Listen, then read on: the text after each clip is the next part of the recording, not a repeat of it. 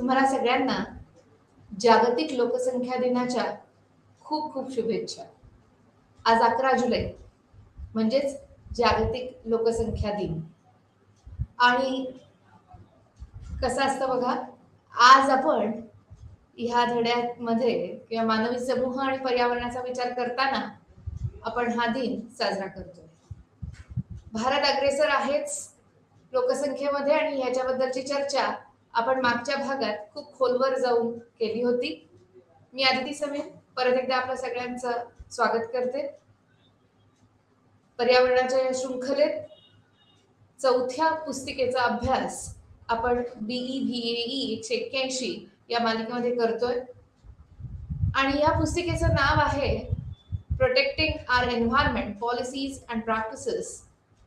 तर यामध्ये आपण धडा 13वा याचा थोडासा खोलवर जाऊन विचार करतोय.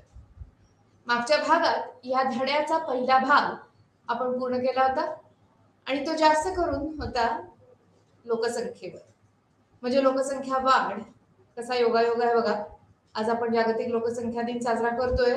भारत उच्चस्थानी आहे, नंबर 1 आहे लोकसंख्येमध्ये. जागतिक लोकसंख्येमध्ये 140 कोटींपेक्षा जास्त लोकसंख्या आपण अनुभवतो आहोत. आज कितीतरी वेगवेगळ्या आपत्तींना तोंड देतोय, कितीतरी वेगवेगळ्या आर्थिक सामाजिक उलाढालींमधून आपला देश पुढे जातोय, प्रगतीपथावर जातोय आणि याच वेळी आपण या सगळ्याचा अभ्यास करतोय.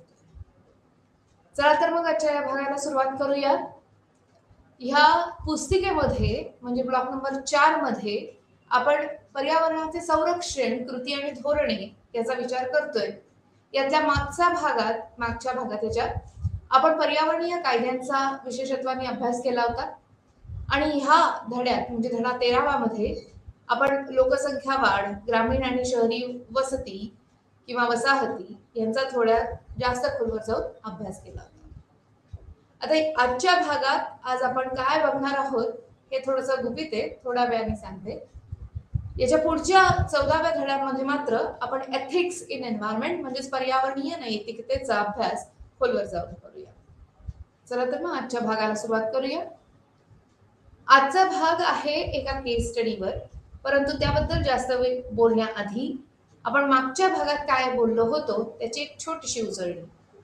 यामध्ये आपण थोडा विचार केला होता लोकसंख्या वाढीचा, मानवी हस्तक्षेपामुळे होणाऱ्या पर्यावरणाच्या ऱ्हासाचा आणि आरोग्य किंवा सामाजिक स्वास्थ्याच्या संदर्भामधील आणि बाबी आणि त्यांच्या विकासाच्या संधी, सामाजिक स्वास्थ्याची संकल्पना वेगवेगळ्या दृष्टिकोनातून, तसेच पर्यावरण आणि मानवी आरोग्य याच्याबद्दल जास्त खोलवर जाऊन चर्चा आपण या भागात केली. पुढच्या भागात आपण निरोगी आणि स्वच्छ वसाहतींसाठी काय केलं पाहिजे याची थोडी जास्त माहिती घेऊ.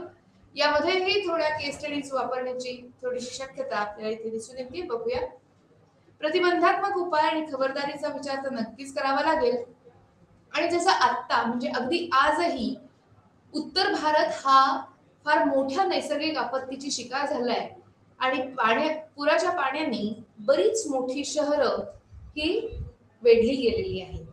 तर अशा नैसर्गिक आपत्तींमध्ये नेमकं काय करावं लागतं, त्यामध्ये त्याचं व्यवस्थापनामधून काय आपण शिकावं किंवा काय करावं आणि आपत्तीग्रस्तांचे पुनर्वसन कशा प्रकारे केले जावं याबद्दलचा विचार आपण पुढच्या भागामध्ये निश्चित करणार आहोत.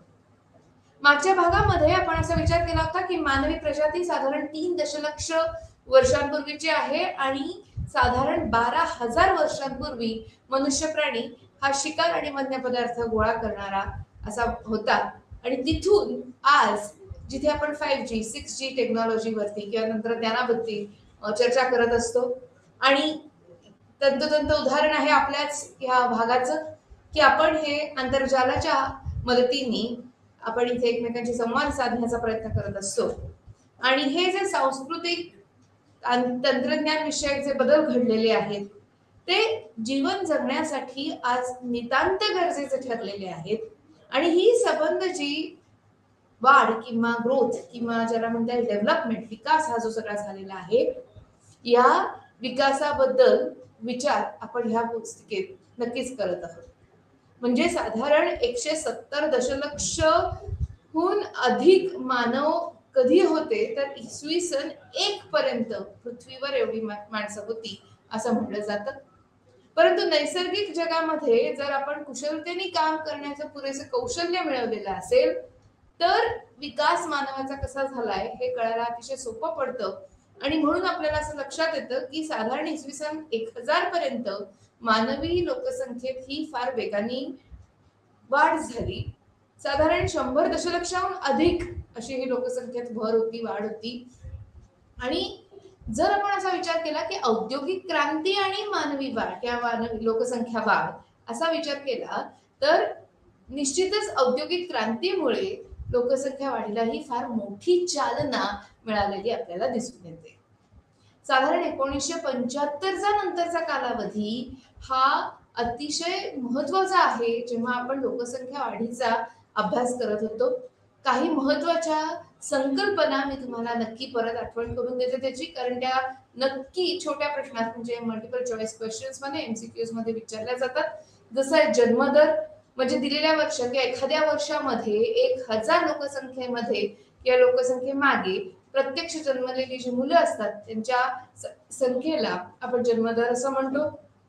त्याचप्रमाणे मृत्यूदर त्याच वर्षामध्ये किंवा एका एका विशिष्ट वर्षामध्ये प्रत्येकी 1000 लोकसंख्येमागे झालेल्या एकूण मृतांची संख्या ही आपण मृत्यूदरामध्ये विचारात घेतो. वाढीचा दर, आता वाढीच्या दरामध्ये आपण दोन संकल्पना बघितल्या होत्या, नैसर्गिक वाढीचा दर आणि स्थलांतरामुळे झालेल्या वाढीचा दर. तर ह्या दोन्हीमुळे एकतर नैसर्गिक वाढ ही असते ती जिथे जन्मदर आणि मृत्यूदराचा फरक असतो, तर आपण जेव्हा स्थलांतरामुळे त्याच्यामध्ये झालेला वाढ किंवा बदल असतो त्याचा विचार करताना आपण बाहेर गेलेले लोक म्हणजे एखाद्या प्रदेशातून निघून गेलेले लोक स्थलांतरामुळे आणि एखाद्या प्रदेशाकडे आकर्षित झालेले लोक यांच्या संख्येचाही इथे विचार करत असतो. जेव्हा आपण नैसर्गिक वाढ म्हणतो तेव्हा ही फक्त जन्मदर आणि मृत्यूदर यांच्या आकडेमोडीनुसार होते. त्याचप्रमाणे आपण अजून एक संकल्पना इथे बघितली होती ज्याला म्हणतात दुप्पट होण्याचा कालावधी. जेव्हा एखादी लोकसंख्या पूर्ण त्याच नंबराच्या किंवा त्या संख्येच्या बरोबर दुप्पट होते त्याला लागणारी वर्ष किती होती ह्याचा जर आपण विचार करायचा झाला तर लोकसंख्या वाढीच्या दरानुसार एखाद्या क्षेत्रातील लोकसंख्या दुप्पट होण्याच्या ह्या प्रोसेसला किंवा प्रक्रियेला जो कालावधी लागेल त्याची ही आकडेमोड असते. आणि अजून एक आपण फार मोठी संकल्पना इथे म्हणलं होतं की लोकसंख्या वाढीचा दर म्हणजेच लोकसंख्येतील निव्वळ झालेली वार्षिक वाढ असा आपण अभ्यास केलेला आहे. मी तुम्हाला या भागाच्या सुरुवातीला असं म्हणलं की आज आपण थोडासा वेगळा विचार करणार आहोत आणि हा विचार आपला औद्योगिक विकास आणि त्यामुळे झालेल्या शहरीकरणाच्या भागावर जास्त आधारित आहे असं मला वाटतं. औद्योगिक विकास हा साधायलाच हवा, परंतु त्यामुळे होणारे प्रदूषण त्यामुळे होणारे परिणाम आपल्यावर कशा पद्धतीने प्रभाव टाकत आहेत याचा जर आपण जरा थोडा जास्त विचार केला तर निश्चितच गरजेचं आहे, खास करून आपल्या पूर्ण अभ्यासासाठी. आपला अभ्यास हा पर्यावरणाशी जरी संबंधित असला तरीही रोजच्या आयुष्यात आपण किती गोष्टींकडे सहजरित्या दुर्लक्ष करतो आणि या दुर्लक्षित वस्तूंकडे आपण परत एकदा लक्ष देण्याची का गरज आहे याचा विचार आजच्या आपण केस स्टडी मध्ये करणार आहोत. आता मी सारखा शब्द वापरते की केस स्टडी. जेव्हा एखादी आपण केस स्टडी अभ्यासतो तेव्हा एखादं उदाहरण आपण इथे निश्चितच अभ्यासाला घेत असतो. केस स्टडी ही ह्या एखाद्या खऱ्या आयुष्यातील आपल्या सभोवताली होणाऱ्या घडामोडींवर आधारित असते आणि त्या पद्धतीचे किंवा त्या विशिष्ट संकल्पनेचे वेगवेगळे पैलू आपण इथे चर्चेस मांडत असतो. जेव्हा केस स्टडीचा अभ्यास आपण करतो तेव्हा काही वेगवेगळ्या विषयांचा अभ्यास करणं हे आपल्याला फार उपयोगी ठरतं. जसं एखादी केस स्टडी असेल त्याच्यात काही ऐतिहासिक वास्तू असतील, काही तत्कालिक वस्तू असतील, किंवा काही भौगोलिक घटक असतील, काही आर्थिक घडामोडी असतील, राजकीय घटना असतील, या सगळ्यांचा विचार करून आपल्याला या एखाद्या परिस्थितीचा, एखाद्या वस्तूचा, एखाद्या वास्तूचा किंवा एखाद्या मानवी समूहाचा अभ्यास करणं हे भाग ठरतं आणि अशा छोट्याशा अभ्यासाला आपण केस स्टडी असं म्हणतो. तर आज आपण अभ्यास करणार आहोत एका केस स्टडीचा. आता ही केस स्टडी आपल्याला काय सांगते ते बघूया. ही केस स्टडी आहे ताजमहालची. आता जेव्हा आपण ताजमहाल हा शब्द उच्चारतो तेव्हाच आपल्या सर्व भारतीयांना एक अतिशय सुंदर अशी इमारत किंवा एखादं सुंदर अशी वास्तू, एखादं सुंदर असं स्मारक असं डोळ्यापुढे झलकतं. आणि मला नक्की खात्री आहे की आपल्या बऱ्याच लोकांच्या घरी ताजमहालचं एक छोटंसं प्रतीक म्हणून किंवा त्याचा एखादा फोटो हा नक्की असतो. आपल्याला सगळ्यांना ही वास्तू अतिशय आवडते. आपल्यालाच का, आपण त्यांना म्हणतो की ताजमहाल हा भारताचा ब्रँड अँबॅसेडर आहे, म्हणजेच राजदूत आहे. आपली ओळख ही ताजमहालानी आहे. आपला इतिहास आपल्याला सांगतो की हा एक फार मोठा सांस्कृतिक आणि सामाजिक वारसा आहे. आणि जेव्हा आपण त्याचं एवढं कौतुक करतोय त्यामागे निश्चितच काहीतरी कारण असतील. जर तुम्हाला माहिती असेल तर ताजमहाल हे जगातील 7 आश्चर्यांपैकी एक आहे. खरं सांगायचं तर भारतातील एकमेव आश्चर्य आहे जे 7 आश्चर्यांमध्ये सामील झालेलं आहे 1983 साली. आणि अजून एक सांगायचं झालं तर ही वर्ल्ड हेरिटेज साईट आहे. आता म्हणजे काय किंवा त्यामध्ये काय काय पैलू आपण बघायचे असतात, काय काय अभ्यास करायचा असतो आणि आपण पर्यावरणाचा अभ्यास करताना मध्येच या वास्तूचा अभ्यास का करतोय त्याची ही चर्चा आज आपण निश्चित करूया. अर्थातच इथे शेवटचा जर इथे मुद्दा बघितला आपण स्लाइडवरचा तर तुमच्या असं लक्षात येईल की अशा मोठ्या सांस्कृतिक वारशाचं आपण जतन करणं किंवा आपण त्याची काळजी घेणं ही आपली नैतिक जबाबदारी आहे. याची सगळ्या भारतीयांना निश्चितच प्रत्येक क्षणी जाणीव असणं भाग आहे. आता बघूया पुढची स्लाइड. हा एक फार सुंदर मॅप किंवा हा एक सुंदर नकाशा म्हणता येईल. खरं म्हणजे हे एक सॅटेलाइट इमेज आहे. आता ही मी घेतली आहे आपल्यासाठी युनेस्कोच्या साईटवर. आता युनेस्कोची साईट आपल्याला सांगते की हा जागतिक वारसा आहे, जागतिक सांस्कृतिक वारसा आहे जर बघितलं तर. आणि त्याचं जर स्थान बघितलं तर ह्या स्लाइडच्या भारताच्या भागामध्ये एक छोटासा पिवळा बिंदू आपल्याला इथे दिसतोय आणि तिथे स्थान आहे ताजमहालचं. आता ताजमहालचं हे झालं भौगोलिक स्थान, परंतु जर आपल्या मनातलं ताजमहालचं स्थान बघितलं तर ते अवर्णनीय असं म्हणता येईल. जिथे आपल्याला काहीतरी अद्भुत अनुभव होतो. असं म्हणतात की प्रत्येक वेगवेगळ्या ऋतूमध्ये किंवा प्रत्येक दिवसाच्या प्रहरामध्ये ताजमहाल हे आपलं रूप बदलत असतो, त्याच्यावरची चमक बदलत असतो आणि त्याच्यावरचं सौंदर्य हे नितांत सुंदर असतं. आता जेव्हा आपण भौगोलिक विचार करतो ताजमहालचा, निश्चितच आपल्या सगळ्यांना माहितीये की ताजमहाल आग्र्यामध्ये आहे. परंतु जर आपण बघितलं तर हे उत्तर भारतातलं ही मोठी शहराचा हा भाग आहे. आणि निश्चितच त्याच्या आसपास अजूनही काही अशा वास्तू आहेत की ज्यांचा आपण वर्ल्ड हेरिटेज साईट म्हणून उल्लेख निश्चित करत असतो. जसं आग्र्याचा किल्ला आहे किंवा फतेहपूर सिक्री आहे. आता ह्या सगळ्या गोष्टी झाल्या ऐतिहासिक. जर आपण सामाजिक भाग बघितला ह्या ताजमहालचा तर अगदी आपल्या बॉलिवूड इंडस्ट्री पासून ते आपल्या रोजच्या संभाषणामध्ये सुद्धा ताजमहालचा उल्लेख येतो. घराच्या किमती किती झाल्यात, अगदी ताजमहाल सारख्या मोठ्या झाल्यात, म्हणजे खूप वर गेल्यात असा आपण उल्लेख खूप सहजरित्या करतो. म्हणजेच ताजमहाल बांधायला हा फार मोठा खर्च त्यावेळी केला गेला होता हे ओघाने चालू. ह्याही झाली आर्थिक बाजू. आता आली सर्वात महत्वाची आणि ती म्हणजे पर्यावरणाची बाजू. आता पर्यावरणाचा विचार करताना ताजमहालच्या पर्यावरणामध्ये काय बदल घडून आलेले आहेत गेल्या 50 वर्षामध्ये, मागच्या 50 वर्षामध्ये तिथल्या हवामानात, तिथल्या वातावरणात आणि तिथल्या आजूबाजूच्या परिसरात काय बदल घडले हे जाणून घेणं आपल्याला निश्चितच गरजेचं आहे. बघूया तर मग आपली आजची ही केस स्टडी. आता सगळ्यात पहिल्यांदा सुरुवात करायची झाली तर हे आहे तिचं स्थान. जर तुम्ही फोटोत बघत असाल तर हा फार सुंदर फोटो परत एकदा युनेस्कोने आपल्याला हा उपलब्ध करून दिलेला आहे. जर बघितलं तर ताजमहाल हा यमुना नदीच्या उजव्या किनाऱ्यावर बसलेला आहे या उजव्या तीरावर आहे आणि आग्रा इथे साधारण 17 हेक्टर अशा एवढ्या मोठ्या प्रचंड क्षेत्रात ही मुघल बाग असं याला म्हटलं जातं. जर आपण थोडासा इतिहासाचा अभ्यास केलेला असेल आणि तो आपल्याला आठवत असेल तर मुघल सम्राट शहाजहान यांनी त्याच्या पत्नीला बायकोसाठी हे मुमताज महाल साठी हे प्रचंड स्मारक हे उभं केलेलं होतं. आता हा शहाजहान स्वतःच ताजमहालाला पाहून काय म्हणाला होता तुम्हाला जर तुम्ही वाचलं असेल, वाचनात तुमच्या आलं असेल तर तो स्वतःच म्हणला होता की या स्मारकाच्या सौंदर्याने सूर्य आणि चंद्र त्यांच्या डोळ्यातून अश्रू गळतील इतकं सुंदर हे या स्मारकाचं वर्णन त्याने केलेलं होतं.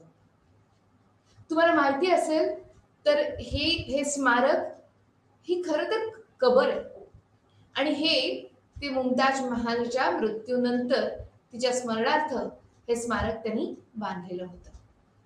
आता ही जर प्रथम माहिती किंवा एक पहिली माहिती इंट्रोडक्टरी माहिती जर तुम्हाला असेल तर तुम्हाला हेही निश्चित माहिती असेल की ही फक्त कबर नसून तिथे एक मशीद आहे, तिथे एक गेस्ट हाऊस आहे, तिथल्या वेगवेगळ्या द्वारांवरची नक्षी ही अतिशय सुंदररित्या कोरलेली आहे. एवढंच नाही तर जर आपल्याला माहिती असेल तर अरबी लिपीतले अनेक ऐतिहासिक असे शिलालेख असल्यामुळे आपल्याला ताजमहालची कालक्रमवारीनुसार वर्गवारी करता येते. आता ह्या सगळ्यामध्ये जेव्हा आपण म्हणतो की हे जगातलं सात आश्चर्यांपैकी एक आहे आणि निश्चितच आपल्या भारतीयांसाठी अतिशय अभिमानाचं असं स्मारक आहे. मग आज आपल्याला पर्यावरणाच्या दृष्टिकोनातून या स्मारकाची केस स्टडी अभ्यासण्याची गरज काय पडली बघूया तर मग. पहिली गोष्ट आणि सर्वात महत्वाची गोष्ट आपल्याला अशी लक्षात घ्यावी लागेल इथे की ताजमहाल जर अगदी नावापासून सुरुवात करायची झाली तर हे नाव घेतलंय पर्शियन भाषेतून. ताज म्हणजे अर्थातच मुकुट आणि महल म्हणजे राजवाडा. आता ताजमहल किंवा ताजमहाल असं ज्याला मराठीत आपण म्हणतो म्हणजेच मुकुटांचा राजवाडा किंवा फार मोठा मुकुट असं इथे म्हणता येईल. हा तिचा ताज आणि महल आहे. जर आपण बघितलं तर हे युनेस्कोचं वर्ल्ड हेरिटेज साईट म्हणजे जागतिक वारसा स्थळ म्हणून नोंदवलं गेलेलं आहे. म्हणजेच भारताविषयी जी जगाच्या मनातली प्रतिमा आहे त्यामधलं सर्वात मोठं स्थान हे ताजमहालने पटकावलेलं आहे. बघितलं तर अतिशय सुंदर नेत्र दीपक असं हे स्मारक अतिशय अविश्वसनीय सुंदर असं हे स्मारक असं मला म्हणायचं होतं. फार सुरेख आहे. प्रत्येक ठिकाणून प्रत्येक घुमट त्याच्यावरचा हा एक वास्तुकला शास्त्राचा एक सुरेख नमुना आहे आणि म्हणूनच दरवर्षी सर्वसाधारणपणे लाखो लोक या स्मारकाला भेट देत असतात. तसं बघायचं झालं आकडेवारी मागच्या 5 वर्षातली बघितली तर सर्वसाधारणपणे रोज 60,000 लोक या वास्तूला भेट देत असतात आणि जगभरातून जर आपण बघितलं तर पर्यटक इथे निश्चितच येत असतात. बघितलं तर हे मुद्दाम ताजमहाल बघायला येतात. म्हणजेच देशातले आणि परदेशातले दोन्ही पर्यटक हे इथे नक्की भेट देतात. थोडासा याचा इतिहास बघूया आता. ताजमहालाचा इतिहास बघायचा झाला तर साधारण 1631 मध्ये याचं बांधकाम सुरू झालेलं होतं आणि साधारण 20 वर्ष ही लागलेली होती बांधकाम पूर्ण होण्यासाठी.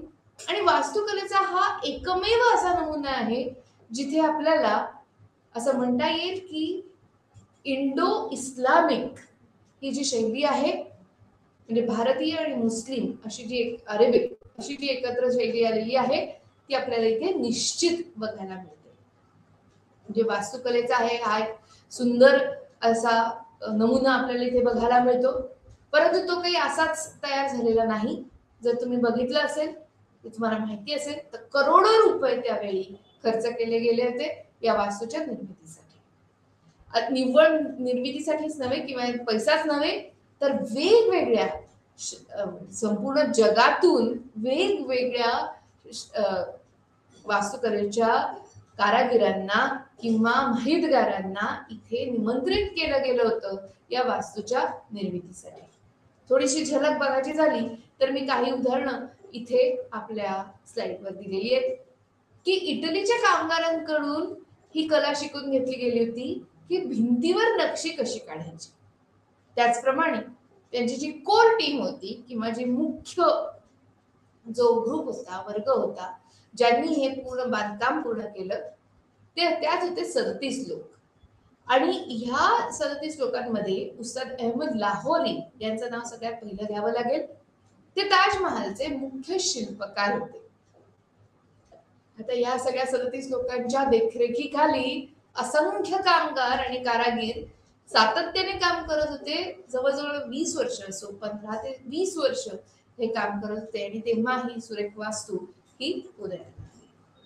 उत्तर भारतातली साधारण 20,000 कारागीर आणि कामगार हे आपल्याला इथे काम करत होते अशी वर्णनं आजही आढळतात.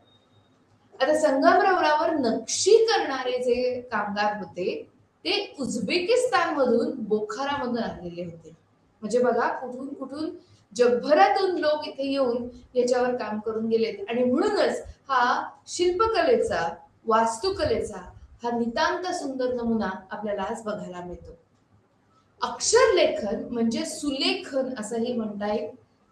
सुलेखनकार जे आलेले होते ते सुद्धा सिरियातून आणि इराणमधून, म्हणजे जी कॅलिग्राफी केली गेलेली आहे, जी अक्षर गोंदवली गेलेली आहेत भिंतीमध्ये, ती सुद्धा सिरियातून आणि इराणमधून आलेली होती लोक. जर बघितलं तर आपल्याला फरशा बसवलेल्या ज्या आहेत, तर तुम्ही जर आपल्या मिनिस्ट्री ऑफ टुरिझमच्या कल्चरलच्या वेबसाईटवर बघितलं तर तिथे आपल्या आर्किओलॉजी डिपार्टमेंटनी 360 degree virtual view of Taj Mahal असं एक फार सुंदर कलेक्शन आपल्याला उपलब्ध करून दिलेलं आहे. जरूर बघा.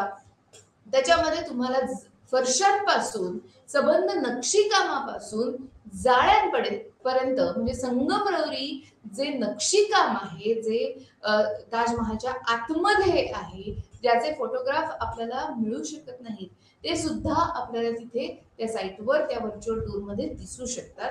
जरूर बघा. अतिशय सुंदर असं हे नक्षीकाम आहे. आता या नक्षीकामात खरं म्हणजे पक्षी आहेत, फुलं आहेत, पानं आहेत, वेगवेगळ्या प्रकारची कलाकुसर आहे आणि ही सगळी कामं अशा या वेगवेगळ्या कारागिरांनी केलेली आपल्याला दिसून येतात. तर फरशा बसवण्यासाठी जे लोक किंवा कारागीर आलेले होते, तज्ञ आलेले होते, ते दक्षिण भारतातून इथे आलेले होते आणि बलुचिस्तानामधून खास करून दगड फोडण्यासाठी कामगार हे बोलवण्यात आलेले होते. म्हणजे बघा किती पद्धतीने, किती प्रकाराने आपल्याला इथे सर्व लोकांचा हातभार या वास्तुकलेच्या निर्मितीमध्ये आपल्याला दिसून येतो. म्हणजे चित्रकार, सुलेखनकार, घुमट बांधण्यासाठी वेगवेगळे तज्ञ, इतर वेगवेगळे कारागीर यांना सबंध मध्य आशियातून, साम्राज्यातून आणि इराणमधूनही बोलवून घेतलं, निमंत्रित केलं गेलेलं होतं. उस्ताद अहमद लाहोरी, जसं मी आधी म्हणलं, तसे ते यांचे मुख्य शिल्पकार होते आणि त्यांनी इतका विचारपूर्वक या संबंध वास्तूचा विचार करून, अर्थात त्याची जी पूर्णत्वाला नेण्याची प्रक्रिया केलेली आहे ती बघून आपण आश्चर्याने दंग होतो.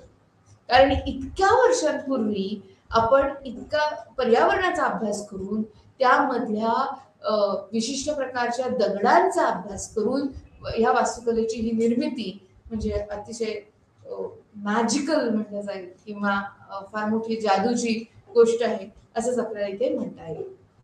आता या सबंध सौंदर्यामध्ये जर तुम्ही बघितलं आणि जर तुम्हाला हे मराठी शब्द माहिती असतील तर घन आणि शून्य, अवतल आणि अर्थातच वेगवेगळी बहिर्वक्र, तसेच हलकी सावली, या सगळ्यांचं संयोजन अतिशय लयबद्ध पद्धतीने इथे हे करण्यात आलेलं आहे. आणि हीच ताजमहालची फार मोठी खासियत आहे असं म्हणलं जातं. हे घुमट, कमानी, मनोरे अर्थातच सौंदर्य आणखीनच वाढवतात ताजमहालचं. आणि म्हणून आपल्याला हे असा विचार करावा लागतो की जिथे संबंध, कारण मुघल जे होते ते बागा निर्माण किंवा बागांच्या निर्मितीमध्ये खूप पुढारलेले होते. त्यांनी खूप वेगवेगळ्या बागांची निर्मिती केली. जर तुम्हाला माहिती असेल तर दिल्ली जर तुम्ही फिरला असाल तर तिथे वेगवेगळ्या मोठ्याल्या मुघल साम्राज्यातल्या बागा आजही आपण बघू शकतो. त्याचप्रमाणे त्या हिरव्या पार्श्वभूमीवर नितांत सुंदर असा हा पांढरा संगमरवरी ताजमहाल उभा करणं म्हणजे खरोखरच फार सुंदर अशी ही कलाकृती निर्माण केलेली आहे त्यांनी. निळे आकाश, लालसर मार्ग, हिरवा हिरवा गालिचा असं याचं वर्णन निश्चितच प्रत्येक जण करू शकतो. असं म्हणतात की जगातले सर्व नेते आणि प्रत्येकाच्या मनात निदान एकदा तरी या वास्तूला भेट देण्याची इच्छा निश्चितच असते. आता जेव्हा आपण ह्या सगळ्याचा असा विचार करतोय त्याच वेळी आपल्याला थोडा आणखी खोलात जाऊन याचा अभ्यास करावा लागेल. जिथे आपण म्हणतो की अतिशय उत्कृष्ट पद्धतीने अष्टकोनी अशी ही वास्तू आहे. संगमरवरी पडदा आहे जाळीचा आणि हा अतिशय पातळ असा संगमरवरी पडदा हा निर्माण केलेला आहे. फार उल्लेखनीय अशी ही कारागिरी आहे. जसं मी आधी म्हणलं की फुलांची, पानांची किंवा वेगवेगळ्या छटा, रंगछटा या दगडांच्या सहाय्याने निर्माण करून आपल्याला ही चित्रकला रेखाटलेली इथे निश्चितच दिसते. आणि म्हणूनच साहजिकच आहे की भारतातील सर्वाधिक प्रसिद्ध आणि सर्वाधिक जास्त पर्यटक येणारं स्थान म्हणून हे प्रसिद्ध आहे. आता जर तुम्ही बघितलं असेल तर ह्या मखराना नावाच्या एका गावातून हा संगमरवर म्हणजे राजस्थानातून हा संगमरवर मुद्दाम आणला होता. आणि ह्याचा जर बघितला आपल्याला आज जर ह्या वास्तूचं रूप बघितलं तर तुम्ही इतक्या जाऊन आला असाल ताजमहालाला तर तुम्हाला हे निश्चित माहिती असेल की ताजमहालचा रंग हा बदलत चाललाय. आणि म्हणूनच आज आपण आपल्या पर्यावरणाच्या शृंखलेमध्ये ताजमहालची केस स्टडी असा हा विचार करणार आहोत. पूर्वी असलेला पांढरा मोत्यासारखा सुंदर असा हा ताजमहाल आज पिवळट दिसायला लागलाय. त्याच्यावर काळी चढायला लागली. त्याच्यातली लोहयुक्त खनिजे असल्यामुळे पाणी, आम्ल आणि इतर रसायनं त्याच्यावर सातत्याने कार्य करतायत. आणि का तर आपण आसपासचा परिसर हा प्रचंड प्रदूषित केलेला आहे आपण म्हणजे माणसानी, मानवी प्राण्यांनी. आणि म्हणून आज आपण ही पर्यावरण शृंखलेमध्ये अभ्यासतो. अतिशय दुर्दैवाची अशी गोष्ट आहे की इतक्या सुंदर, नितांत सुरेख अशा या वास्तूला आज तडे पडतायत.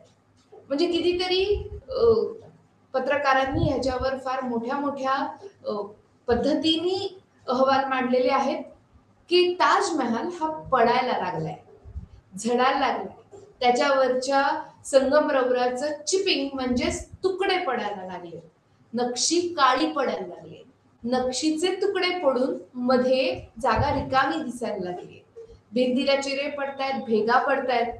आणि आपण काय करतोय या सगळ्यावर? निश्चितच याबद्दल आपल्याला विचार करणं हे भाग आहे. आता जेव्हा आपण या सगळ्याचा विचार करतोय तेव्हा आपल्याला असं दिसेल की सुप्रीम कोर्टानी म्हणजे आपल्या सर्वोच्च न्यायालयाने इथे मध्ये पडून माणसाला इथे काय करा आणि काय करू नका हे सगळं सांगितलेलं आहे. आता इतकी परिस्थिती का निर्माण झाली याचाही आपल्याला अभ्यास करावा लागेल. मूलतः ही जी वास्तू आहे ती संगमरवर आणि चुनखडीने तयार केली गेलेली आहे. चुना हा असा पदार्थ आहे ज्याला टिकून राहण्यासाठी किंवा ज्याला अतिशय उपयुक्त प्रकाराने टिकून राहण्यासाठी ही एक प्रकारची नमी किंवा आर्द्रता गरजेची असते. आता या सगळ्यामध्ये तुम्ही म्हणाल की पर्यावरण कुठे आहे, तर आपण थोडा थोडा विचार करूया. जी पूर्वांपार आलेली परंपरा आहे या संगमरवराला चमकवण्याची ती आहे मड थेरपीची. म्हणजेच मुलतानी मातीचा थर जसं आपण चेहऱ्यावर लावतो सुंदर दिसण्यासाठी, त्याचप्रमाणे मुलतानी मातीचा उपयोग करून ह्या सुरेख वास्तूला चमक ही आणली जाते. 6 ते 7 वर्ष ही चमक टिकून राहते असं हे म्हणतात. पण आता आजकालच्या दिवसात असं दिसून आलंय की ही मड थेरपी फार उपयोगी पडत नाहीये आणि आपल्याला अशा चिरा किंवा भेगा या वास्तूमध्ये पडलेल्या सातत्याने दिसत आहेत. आता हे प्रदूषणामुळे झालेले परिणाम काय काय करतायत ते जर थोडेसे आपण बघूया. पर्यटक काय करतात, जेव्हा हे हजारो 60,000 पर्यटक जर रोज एखाद्या वास्तूला भेट देत असतील तर त्यांच्यावर त्यांच्या वर्तनावर नियंत्रण ठेवणं खरोखरच खूप अवघड जातं. आणि हे लोक जाणता अजाणता भिंतींना आणि नक्षीला हात लावतात. आता या हात लावल्यामुळे निव्वळ धूळ त्या भिंतीवर जमा होत नाही, तर संगमरवर आपल्याला काळा पडलेला दिसतो. जिथे या फरशात चुन्याने चिकटवलेल्या होत्या, जसं मी म्हणलं आधी की चुन्याचा वापर कधी आपण बघू शकतो, जेव्हा त्याला थोडीशी आर्द्रता मिळत राहते. आता व्हायचं काय की यमुनेच्या तीरावर बसलेल्या ह्या ताजमहालाला यमुना नदीतील पाण्यामुळे, बघा किती सुंदर वास्तुकलेचा इथे नमुना आहे हा, की ह्या नदीतलं पाणी या वास्तूमध्ये निश्चित झिरपेल. भूजलाच्या प्रक्रियेने ह्या वास्तूला निश्चितच आर्द्रता मिळेल अशी ही याची रचना होती. परंतु विकास कामांच्या फार मोठ्या प्रकल्पांमुळे यमुना नदी ही ताजमहालापासून थोडीशी लांब गेलीये आणि या दूर गेलेल्या नदीमुळे ही आर्द्रता मिळणं वास्तूला हे कमी पडायला लागले. आता हे असं झाल्यामुळे चुना किंवा चुनखडी ही ड्राय झाली, वाळली आणि या वाळलेल्या चुनखडीमुळे नक्षीकामाचे तुकडे पडलेले किंवा भेगा पडलेला आपल्याला स्पष्ट दिसून येतात आणि जाणवतात जर आपण इथे भेट दिली तर. अजून जर आपण म्हणायचं झालं किंवा याची एक आपण यादी करायची झाली तर पर्यटकांची हलगर्जी हा तर फार मोठा भाग इथे आहेच. निष्काळजीपणा म्हणजे जवळजवळ 1985 पासून 1990 पर्यंत आपल्याला असं म्हणता येईल की शासनही याबद्दल थोडस म्हणता येईल की हलगर्जीपणाने किंवा निष्काळजीपणाने वागलं आणि मुळीच त्यांनी लक्ष दिलं नाही या वास्तूकडे. जेव्हा एक फार प्रसिद्ध मेहता नावाचे वकील, पर्यावरणीय वकील तिथे भेट देतात आणि त्यांच्या लक्षात येतं की अशा पद्धतीने इथे ऱ्हास होत चाललाय या वास्तूचा, तेव्हा ते न्यायालयाकडे दाद मागतात की हो आम्हाला ही वास्तू वाचवायची. आणि जेव्हा आपण ह्या संबंध केस स्टडीचा न्यायालयीन पद्धतीने अभ्यास करतो तेव्हा आपल्या असं लक्षात येईल की ह्या फार मोठी केस 1996 सालची पर्यावरणीय कायदाशास्त्रामध्ये अभ्यासली जाते. की वायू प्रदूषण, वाढते वायू प्रदूषण, यमुनेचे अतिशय मोठ्या प्रमाणावर होणारे प्रदूषित पाणी आणि अतिक्रमणे यमुनेवरची इथे आपल्याला बघायला मिळतात. तुम्ही बघू शकता या चित्रात एक फार सुंदर नक्षीकाम इथे आहे. तुम्ही इमॅजिन करा, तुम्ही असं समजा की तुम्ही इथे गेलाय तर आणि इथे याचे तुकडे पडलेले या अतिशय अशा सुंदर वास्तूचे आपल्याला बघायला मिळतात, तर मनाला जे क्लेश होतील ते आपल्या सर्व भारतीयांना निश्चित समजू शकतील. शासन आणि आर्किओलॉजिकल सर्व्हे ऑफ इंडिया म्हणजेच ASI आता सातत्याने काम करतंय या वास्तूला अतिऱ्हासापासून वाचवण्यासाठी. आता हे सगळं झालं कसं? हे चित्र जर बघितलं तर हे फारच आपल्याला त्रास देतं चित्र.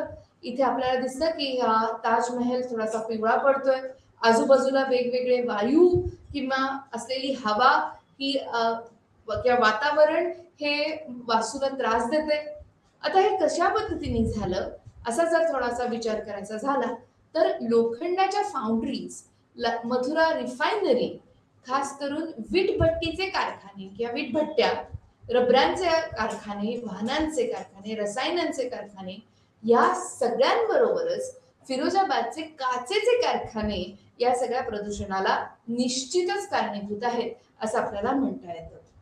आता ह्या क्षयाबद्दल किंवा ह्या प्रदूषणाबद्दल प्रदूषण नियामक मंडळ तर आहेच, परंतु थोडीशी त्यांच्याकडून हलगर्जी झाल्यामुळे महेशचंद्र मेहता हे जे प्रमुख पर्यावरण वकील होते, त्यांनी 1984 मध्ये भारताच्या सर्वोच्च न्यायालयासमोर ही केस ही मांडली होती की आमच्या ताजला वाचवा. हा आपला ताज आहे, भारताची शान आहे. वाह ताज म्हणायच्या ऐवजी आह ताज असं म्हणायला लावू नका. त्याची काळजी घ्या, आम्हाला त्याची काळजी घेऊ द्या आणि आजूबाजूच्या प्रदूषण करणाऱ्या कारखान्यांना त्वरित बंद करा, अशी ही मागणी विनंती न्यायालयाकडे त्यांनी केली होती. आग्रा येथे राहणाऱ्या सर्व कामगार आणि लोकांच्या आरोग्यावर तर परिणाम होतोच आहे, पण या वास्तूवर हा सर्वात मोठा आणि आपण परत या वास्तूला निर्मिती करू याची वास्तूची निर्मिती करू न शकल्यामुळे जो ऱ्हास आपण कायमचा भोगू या संदर्भातली माहिती आणि त्या संदर्भातली जाणीव ही मेहता सरांच्या प्रयत्नांमुळे ही सर्वोच्च न्यायालयाला झाली आणि 1996 मध्ये याबद्दलचा शेवटचा निर्णय दिला गेला. थोडीशी याची मोठी चर्चा करूया. बघायला झालं तर ह्याला म्हणतात ताजमहालचे डिकलरिंग किंवा विद्रुपीकरण. म्हणजेच ताजमहाल हा ही सुंदर प्रतिमा जी आपल्या डोक्यात आहे त्यापासून आपण तफावत ही इथे मांडू शकतो, दिसू शकते. आता जर आपण याचा रासायनिक दृष्ट्या किंवा क्लायमेटोलॉजी हवामानशास्त्राच्या नुसार याचा जर थोडा विचार करायचा झाला तर नेमकं होतं काय? सल्फर डायऑक्साईड आणि नायट्रोजन ऑक्साईड यांच्यामुळे यांच्या वातावरणातील सर्वात जास्त अशा उपलब्धीमुळे किंवा अस्तित्वामुळे आम्लपर्जन्याचा परिणाम होतो. आम्लपर्जन्य होतं आणि या आम्लपर्जन्यामुळे रासायनिक प्रक्रिया या संगमरवरावर होत असतात आणि ह्याला मार्बल कॅन्सर असंही म्हणलं जातं. जर आपण ह्याचा पूर्ण अभ्यास करायचा झाला तर इथे तुम्हाला चित्रात दिसतंय खूप वेगवेगळ्या पद्धतीने ही चित्र ही आपल्याला मांडलेली आहेत वेगवेगळ्या अभ्यासकांनी. हे मथुरा रिफायनरीचं प्रदूषण आपण इथे बघू शकतो आणि गंमत बघायची झाली तर मथुरा रिफायनरी ही भारत सरकारचीच एक मूळ कंपनी होती आणि 1970च्या दशकात या रिफायनरीचं इथे एस्टॅब्लिशमेंट किंवा ही अस्तित्वात आलेली होती. आता इथे जर तुम्ही बघितलं असेल किंवा तुम्हाला जर दिसत असेल तर या सबंध प्रदूषणामुळे आपल्याला असं दिसतं की प्रदूषक जी आहेत ती सल्फर डायऑक्साईड आहे, नायट्रोजन ऑक्साईड आहे आणि ह्या दोन्ही फार मोठ्या प्रदूषकांचा किंवा सीएफसी आणि केएफचा ऑल दोज, तर ह्या सगळ्या वेगवेगळ्या सीएफसीज, पीएफसीज आणि म्हणजेच क्लोरोफ्लोरोकार्बन्स या सगळ्या हरितगृह वायूंचा परिणाम झाल्यामुळे हवेतील आर्द्रता त्यांच्याबरोबर एकत्र येते किंवा ज्याला वॉटर वेपर असं म्हणतात. तर हे बाष्प त्यांच्याशी रासायनिक संयोग घडवून आणतं आणि सल्फ्युरिक आम्ल आणि नायट्रिक आम्ल हे तयार होत असतं.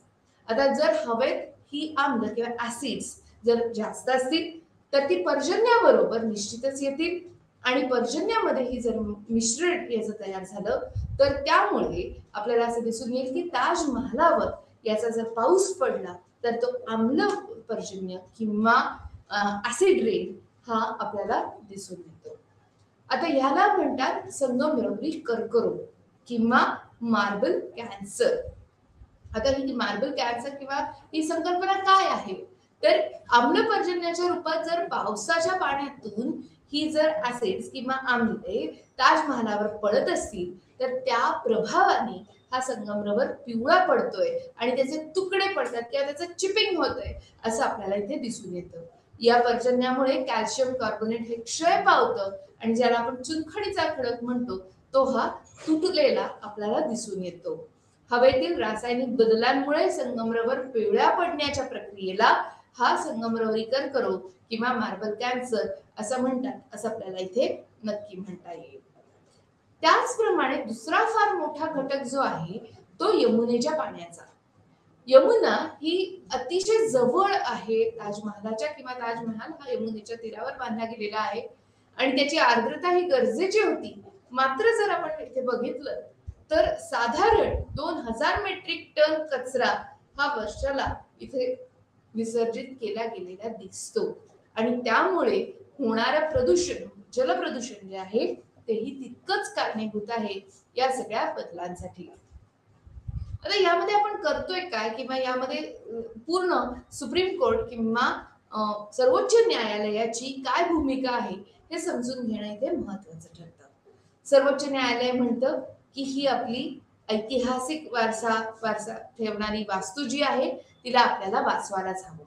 म्हणजेच जेव्हा आपण असं म्हणलं की ही संबंध जी वास्तू आहे मेहता सरांच्या महेशचंद्र मेहता या पर्यावरण वकिलांच्या अतिशय मोठ्या प्रयत्नांमुळे 1984 साली जी केस ही न्यायालयासमोर माननीय सर्वोच्च न्यायालयासमोर मांडली गेलेली होती, त्यानुसार त्यांनी विविध उद्योगांना या प्रदूषणाचं कारणीभूत असं ठरवलेलं होतं आणि ते म्हणत होते की त्यांना एकतर बंद करण्याचे आदेश द्या किंवा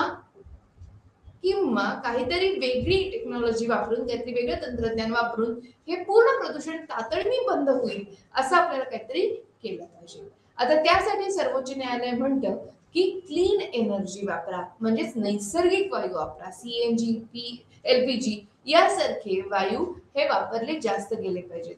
शक्यता असेल तर कुठलेही गॅस किंवा वायू उत्सर्जित होणार नाहीत या भागात याची काळजी घेतली पाहिजे. जर तुम्ही गेल्या काही वर्षात गेल्या 4-5 वर्षात जर जाऊन आला असाल, ताजमहल बघून आला असाल तर तुम्हाला नक्की माहिती असेल की साधारण 5 किलोमीटरच्या परिसरामध्ये कुठलंही वाहन पेट्रोलवर किंवा डिझेलवर चालणारं कुठलंही वाहन ताजमहालाच्या जवळ नेऊ दिलं जात नाही. तिथे फक्त इलेक्ट्रिक व्हेकल्स किंवा विजेवर चालणारी वाहने ही वापरली जातात. आता यामुळे प्रदूषण निश्चितच आटोक्यात येतं आणि नियंत्रण त्याचं आपण साधू शकतो. म्हणून जर आपण असे बघायचं झालं तर 1996 मध्ये जेव्हा सर्वोच्च न्यायालयाने निर्णय दिला या मुख्य केसवर, तेव्हा आपल्याला असं बघता येईल की या परिसरातले उद्योग सक्रियपणे वायू प्रदूषणास कारणीभूत आहेत असं सर्वोच्च न्यायालयाने मान्य केलं. आणि त्यानुसार जेव्हा त्यासारख्या प्रतिष्ठित वास्तूचं आपल्याला जतन करायचंय, त्यासाठी जर आपल्याला मानवी जीवनामध्ये थोडे किंवा जीवनशैलीमध्ये थोडे फरक घडवून आणावे लागतील तर ते जरूर घडवून आणावे लागतील. 1% आपण त्याची संधी वाया घालवू देऊ नये असं सर्वोच्च न्यायालयाने निश्चितच नमूद केलेलं आहे. आता यानुसार न्यायालय म्हणतं की ताज ट्रपेझियम झोन हा आपल्याला तयार केला पाहिजे. आता हा 219 कोळसा आधारित उद्योगांना न्यायालयाने सांगितलं की तुम्ही आजपासून कोळसा वापरायचा नाही, तुम्ही नैसर्गिक वायू वापरणार असाल तर तुम्ही तिथे उद्योग चालू ठेवू शकता किंवा त्या संरक्षणाबाहेरच्या क्षेत्रामध्ये स्थलांतरित तातडीने व्हा असा हा आदेश होता.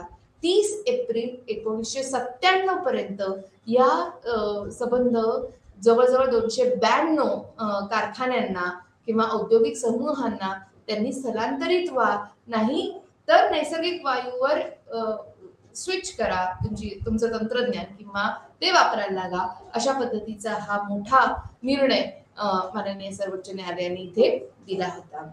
आता हे ताज ट्रपेझियम झोन म्हणजे आहे तरी नेमकं काय, कारण ताज ट्रपेझियम झोनची फार मोठी केस स्टडी आपल्या धडा नंबर 13च्या पुस्तिकेत आपल्याला सापडते.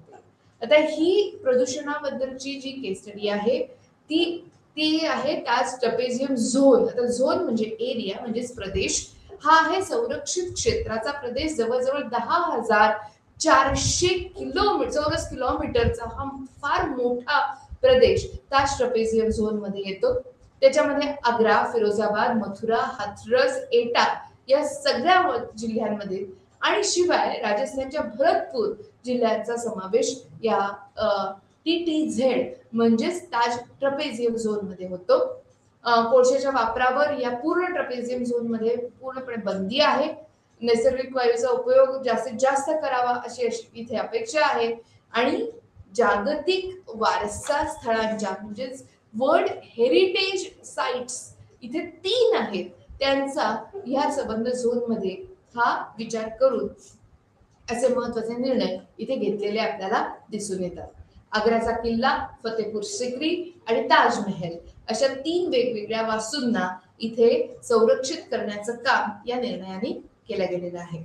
आता TTZ म्हणजे ताज ट्रपेझियम झोन हे नेमकं करतं काय, तर त्यांच्यावर जबाबदारी आहे की प्रदूषणापासून होणारं नुकसान जे आहे या सगळ्या वेगवेगळ्या वास्तूंना ते तातडीने थांबवणं, त्या प्रदूषणावर नियंत्रण ठेवणं आणि त्या आजूबाजूच्या परिसरामध्ये जे प्रदूषण होतंय त्याची आकडेवारी ही फार बारकाईने त्याच्या नोंदी ठेवणं. आता ह्या नोंदी ठेवल्यानंतर त्याबद्दलचा अभ्यास करण्याची जबाबदारी ही इथे त्यांना दिली गेलेली आहे.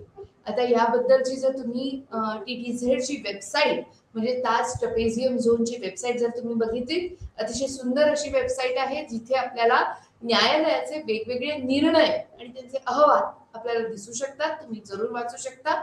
त्याचप्रमाणे आपल्याला यामधले कॉन्ट्रीब्युटर्स म्हणजे यामध्ये समाविष्ट असलेले वेगवेगळे घटक किंवा पदे आपल्याला इथे निश्चित दिसून येतात. तिथे त्यांनी काय काम केलेलं आहे, तसेच निरी यासारख्या वेगवेगळ्या पर्यावरणाशी संबंधित असलेल्या संस्थांनी एकत्रित केलेल्या संख्यांवर आधारित जे अहवाल आहेत तेही इथे आपल्यासाठी वाचनाला उपलब्ध करून दिले गेलेले आहेत PDF फॉर्मॅटमध्ये. जरूर बघा TTZ म्हणजे ताज ट्रपेझियम झोनची वेबसाईट. याच्या पुढे जाऊन आपल्याला बघायचं झालं तर 1997 मध्ये आपण असं म्हणलं की इथल्या वेगवेगळ्या कारखान्यांना जवळजवळ तुम्ही बघितलं तर 53 लोखंडी फाउंड्री आणि 107 कारखाने इथे बंद करण्याचे आदेश सुद्धा न्यायालयाने दिले होते. कारण त्यांना जी लिमिट दिली होती किंवा त्यांना जी तारीख दिली होती तोपर्यंत या कारखान्यांनी आपल्या वर्तन प्रक्रियेत बदल न घडवल्यामुळे सुप्रीम कोर्टाने किंवा माननीय सर्वोच्च न्यायालयाने परत एकदा त्यांना बंद करण्याचे आदेश इथे दिले. आणि त्यानंतर जर तुम्ही बघितलं तर 500 मीटर पर्यंतच नव्हे तर जवळजवळ 5 किलोमीटर पर्यंत आपल्याला वाहनं नेता येत नाहीयेत. कार आणि पार्किंगवर बंदी घातलेली आहे आसपासच्या परिसरामध्ये. आणि हे सगळे जे उपाय केले जात आहेत त्यांची नोंद करून घेणं, त्याची नोंद ठेवणं, ते सगळे व्यवस्थित राबवले जात आहेत की नाही ह्याच्यावर सातत्याने लक्ष ठेवण्यासाठी महत्वाची जबाबदारी ही ताज ट्रपेझियम झोनवर आहे. आता ह्यामध्ये औद्योगिक कारखान्यांचं 4 वेगवेगळ्या वर्गात वर्गीकरण करून त्यांना त्याप्रमाणे निर्देश किंवा आदेश हे न्यायालयाने जारी केलेले होते. लाल, पिवळा, नारंगी आणि पांढरा. आता तिथे 15 असं चुकून लिहिलं गेलेलं आहे, तो पांढरा असा हा शब्द आहे. तर असे 4 वेगवेगळे वर्ग किंवा झोन आपल्याला इथे दिसून येतात. म्हणजे जर आपण असं बघितलं तर रवींद्रनाथ टागोर असं याला म्हणले होते की ही जी वास्तू आहे फार मोठी वास्तू आहे जिथे आपण इतकं नितांत सुंदर असं हे संबंध स्मारक बघत असतो. त्याला त्यांनी असं म्हणलं होतं की अनंत काळच्या गालावरील अश्रू म्हणजे tear drop in the face of eternity असं याला त्यांनी म्हणलं होतं. तर याबद्दलची आपली जी जाणीव आहे, जागृतता आहे ती वाढवणं किती गरजेचं आहे. ह्या सगळ्या पूर्ण अभ्यासामध्ये एक गोष्ट फार मोठ्या प्रकर्षाने जी जाणवली ती म्हणजे आपल्यामध्ये किंवा सबंध मानव जातीमध्ये किंवा भारतीयांमध्ये पर्यावरणाविषयीची जागरूकता ही जास्त वाढवली पाहिजे. आता निव्वळ हीच नाही तर आजूबाजूच्या असंख्य आपल्या वास्तू ज्या आहेत त्या ऐतिहासिक वास्तू आहेत त्यांची काळजी घेणं हे आपलंच काम आहे. मानवी वसाहतींमुळे मग ती खेडी असू देत, केंद्रित निमकेंद्रित ज्याचा आपण मागच्या वेळी अभ्यास केला, किंवा वाड्या असू देत, छोट्या वस्त्या असू देत, गावं असू देत, नगर शहर किंवा महानगर असू देत, तर या सगळ्यांच्या अस्तित्वामुळे जर आपल्या अशा ऐतिहासिक वारशाला धोका पोहोचणार असेल तर मग आपल्याला परत एकदा या सगळ्याचा विचार करण्याची आणि या परंपरेला परत एकदा जतन करण्याची आपली गरज ही आपण इथे निश्चित मांडू शकतो. अजून एक फार मोठा विचार यामध्ये असा मांडायचा होता की अशा प्रकारच्या केस स्टडीज, आता ह्या केस ही एक झाली, हे ताजमहल ट्रपेझियम झोन ही एक केस स्टडी आहे. याचप्रमाणे वेगवेगळ्या केस स्टडीज आपल्या पुस्तिकेत समाविष्ट केलेल्या आहेत. ज्याची यादी करायची झाली तर चिपको आंदोलन हे एक फार मोठी अभ्यासाची पद्धती आपल्याला इथे दिसू शकेल. आता चिपको आंदोलनाचा काही अंशी भाग आपण अगदी पहिल्या काही भागांमध्ये पर्यावरण शृंखलेच्या हा केला होता, जिथे गेल्या जवळजवळ 19व्या शतकापासून हिमालयातली जंगलं जी अति जलद शोषणामुळे कापली जात आहेत, त्या जंगलांची कत्तल होतीये, तिथे आपल्याला जो गंभीर विनाश दिसतोय जंगलांचा आणि त्याच्यामुळे उद्भवणाऱ्या ज्या समस्या आहेत, पर्यावरणीय समस्या आहेत, त्यांचा विचार आपल्याला इथे करावा लागतो. मातीची अतिशय वेगाने होणारी धूप, पुराची वाढती परिस्थिती आणि वारंवारता, अगदी आज आणि कालही आपण हे अनुभवतोय की उत्तर भारतात अवेळी पूर हा आपण अनुभवतो. दिल्ली सारखी शहरं पुराच्या पाण्यामध्ये बुडून जात आहेत आणि त्यामुळे होणारं आर्थिक नुकसान, सामाजिक नुकसान हे आपण नक्कीच बघू शकतो. ही अतिशय मोठी गंभीर पर्यावरणीय समस्या अशी आपल्याला निर्माण होतीये. होणारं भूस्खलन, आता भूस्खलन म्हणायचं झालं तर जोशी मठाचा उल्लेख निश्चितच इथे करावा लागेल. तर भूस्खलन, पाण्याची पातळी गायब होणं, अशा वेगवेगळ्या आपत्तींमुळे किंवा नैसर्गिक समस्यांमुळे आपल्यामध्ये निश्चितच चिंतेचं वातावरण पसरलेलं आहे असं आपल्याला आपली पुस्तिका सांगते. निश्चितच अलकनंदा खोऱ्यात किंवा वेगवेगळ्या प्रदेशांमध्ये, छोट्या छोट्या प्रदेशांमध्ये असं म्हणता येईल, मोनोकल्चर प्लांटेशन सारखे जे प्रकार आजकाल चालू आहेत, त्यामुळे पर्यावरणीय जे शास्त्रज्ञ आहेत त्यांनी जी नापसंती त्याच्याबद्दलची प्रकट केलेली आहे, त्याचा अभ्यास आपण निश्चितच इथे केला पाहिजे. आता जेव्हा बहुगुणांचा अभ्यास, सुंदरलाल बहुगुणांचा आपण अभ्यास करतो, तेव्हा गढवाल हिमालयात चिपको आंदोलनाचं नेतृत्व केल्यामुळे त्यांना आपण ओळखतो. चिपको म्हणजे आपल्याला आठवत असेल चित्र, आपण ह्या केस स्टडीचं आपण जे वाचलं होतं किंवा चर्चा केली होती. चिपको म्हणजे त्या झाडाला मिठी मारणे असं म्हणता येईल. आता ही खेजडी नावाच्या प्रकारच्या झाडांची काळजी घेण्याचं राजस्थानी जे उदाहरण आहे त्याचाच अवलंब बहुगुणांनी गढवाल हिमालयामध्ये चिपको आंदोलनामध्ये केला होता. आता यामध्ये माती, पाणी, शुद्ध हवा या सगळ्यांची गरज आणि त्याबद्दलचा अवेअरनेस किंवा त्याबद्दलची जाणीव, पर्यावरणीय जाणीव आणि पर्यावरणीय नैतिकता याचा आपल्याला अभ्यास करणं या पुस्तिकेत हे गरजेचं ठरतं. आता याबरोबरच अजून एक केस स्टडी आपल्या पुस्तिकेमध्ये दिली गेलेली आहे आणि ती म्हणजे सायलेंट व्हॅलीची चळवळ. आता सायलेंट व्हॅली ही केरळामध्ये आहे. दक्षिण पश्चिमे केरळामध्ये ही कुंठी नदीची अतिशय अरुंद अशी दरी आहे, ज्याचं अतिशय सुंदर चित्रही आपल्या पुस्तकामध्ये उपलब्ध आहे. या सबंध दरीमध्ये अशी झाडांची जंगले आहेत की जी आतापर्यंत कत्तल झाली नाहीयेत. म्हणजे साधारणपणे आपल्याला असं म्हणता येईल की अर्थातच त्याचं नुकसान होत आहे म्हणून ही चळवळ हाती घेतली गेलेली आहे, परंतु अतिशय मोठ्या अशा जंगलांना आयुर्वेदिक धरोहर असं मानलं जातं किंवा खूप मोठ्या पद्धतीने या वनस्पतीशास्त्रात अभ्यासासाठी हे फार मोठे जंगल उपलब्ध आहे. मात्र तिथे या नदीवर 1973 मध्ये केरळ राज्य सरकारने जलविद्युत निर्माण करण्यासाठी धरण बांधण्याचा निर्णय घेतला आणि खूप मोठ्या आकाराचं मौल्यवान जंगल हे त्याच्या पाण्याखाली हे बुडून गेलं आणि वन्यजीवांचं किंवा याचं सगळ्याचं नुकसान होण्याची भीती ही मोठ्या प्रमाणावर मांडली गेली. आतापर्यंत खूप मोठ्या वेगवेगळ्या प्रकारावर आणि पद्धतीने या कमिटीनी, सायलेंट व्हॅली कमिटीनी 1979 पासून यावर काम करणं चालू केलंय आणि वेगवेगळ्या पद्धतीने आपल्याला हे बायोस्फिअर, ही व्हॅली एक अतिशय मोठी बायोस्फिअर म्हणून संरक्षित केली जावी किंवा राखीव ठेवली जावी यासाठी प्रयत्न हे अपेक्षित आहे. तर अशा सारख्या या ज्या पर्यावरणीय केस स्टडीज आहेत त्या आपण निश्चित वाचल्या पाहिजेत आणि त्याचा उपयोग आपल्याला आपल्या अभ्यासात करून घेता आला पाहिजे. म्हणजे कुठे बघा आपण सुरुवात केली होती, मानव शिकारी आणि वन्य प्राण्यांची शिकार करून जगणारा असा एक प्राणी होता, तिथपासून आज आपण आपल्या ऐतिहासिक वारशाला जतन करण्यासाठी काय केलं पाहिजे याचा आपण इथे अभ्यास करतोय. आणि निश्चितच हे आपल्याला जास्त मार्क मिळवून देण्यास कारणीभूत ठरेल.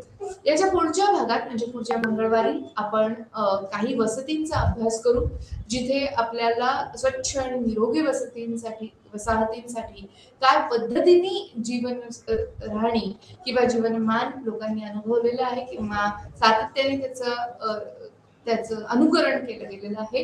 असे मानवी समूह भारतातही आहेत, भारताबाहेरही आहेत.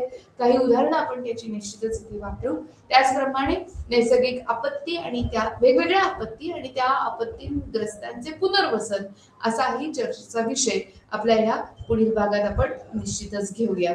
आता या सगळ्या चर्चेच्या शेवटी मला असं म्हणावं लागेल किंवा सूचित करावं लागेल की आपल्या अभ्यासामध्ये ही केस स्टडी ट्रपेझियम झोन असू दे, चिपको आंदोलन असू दे किंवा सायलेंट व्हॅली असू दे किंवा नर्मदा बचाव आंदोलन असू दे किंवा आता जर तुम्ही बघितलं तर हिमालय क्लीन सर्व्हिसेस अशा असू देत, तर या सगळ्याच्या याचिका आणि पर्यावरण ऱ्हासाविरुद्धच्या ज्या लोकांनी मोठमोठ्या चळवळी हातात घेतलेल्या आहेत त्या पद्धतीचे जे प्रश्न आहेत ते तुम्ही निश्चित अभ्यासा.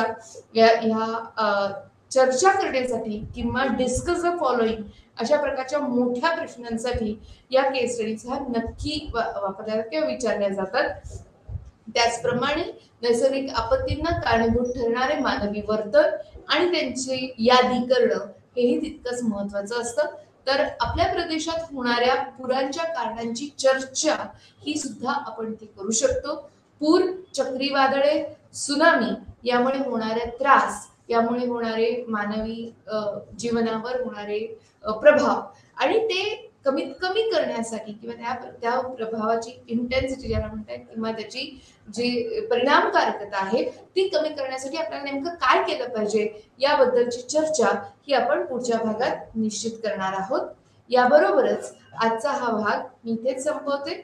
जेव्हा तुम्ही या पूर्ण अशा वास्तूंना किंवा वर्ल्ड हेरिटेज साइट्सना ज्याला म्हणता येईल अशा भेट द्याल तेव्हा जरूर खात्री करा की आपण या वास्तूची काळजी घेतोय, त्यांना जतन करतोय आणि त्यांच्या ऱ्हासाला कारणीभूत असं वर्तन हे निश्चित टाळतोय. याबरोबरच आजच्या जागतिक लोकसंख्या दिनाच्या या कार्यक्रमावर मी धन्यवाद म्हणते. नमस्कार, परत भेटू पुढच्या वारी.